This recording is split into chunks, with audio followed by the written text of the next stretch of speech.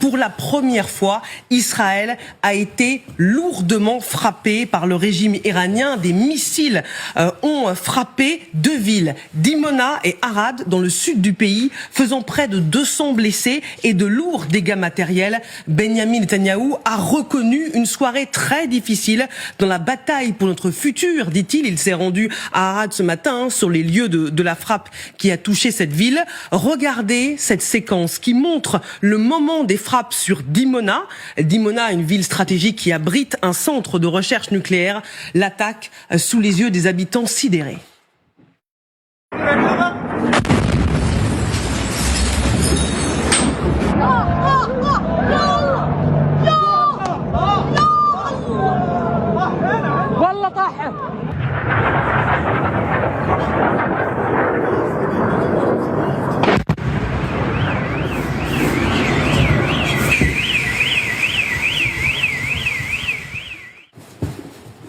Eh bien, partons sur place tout de suite, rejoindre l'un de nos envoyés spéciaux, Nicolas Rouget. Bonjour Nicolas, vous êtes à Haïfa, où vous nous rendez compte en direct depuis Israël, où ces deux frappes ont eu un retentissement particulièrement important.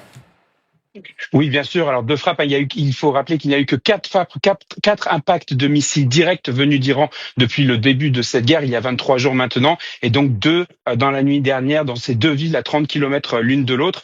Il y a des alertes qui retentissent même en ce moment dans la région de Dimona, donc on voit bien que c'est un endroit qui a été privilégié, une cible privilégiée pour les Iraniens. Pour l'instant, une enquête a été lancée, on ne sait pas encore pourquoi est-ce qu'il y a eu ces deux impacts à très peu de distance et à très peu d'intervalle, mais évidemment, c'est une pression maximale pour Benyamin Netanyahou. On a vu toutes les personnalités politiques du gouvernement de Netanyahou se rendre sur les lieux aujourd'hui pour dire évidemment au monde, voilà, vous voyez bien la menace qui frappe sur ces sites civils, mais aussi pour dire à sa population, nous sommes là, nous allons faire une enquête, nous allons tirer cela au clair. La dévastation est assez impressionnante, mais pour l'instant, pas de morts à décompter. Évidemment, pour les Israéliens, cela veut bien dire que le coût de cette guerre reste élevé malgré le bouclier antimissile.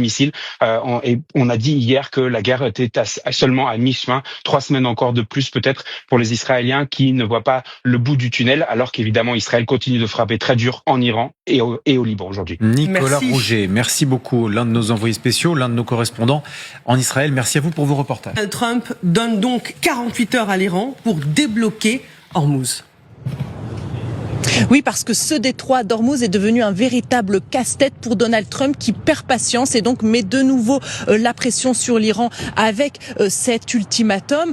Donald Trump qui avait pourtant déclaré vendredi soir que les États-Unis étaient proches d'atteindre leurs objectifs et qu'ils pensaient donc réduire leurs opérations militaires dans la région. Alors il y a peu de temps, son secrétaire au Trésor a été interrogé sur la stratégie du président concernant la guerre en Iran et Scott Bessent a notamment déclaré parfois il faut qu'il y ait une escalade pour ensuite permettre une désescalade. C'est aussi parce que Donald Trump veut aller vite, il veut débloquer la situation et il est pressé par une partie de son opinion publique mais aussi par des conseillers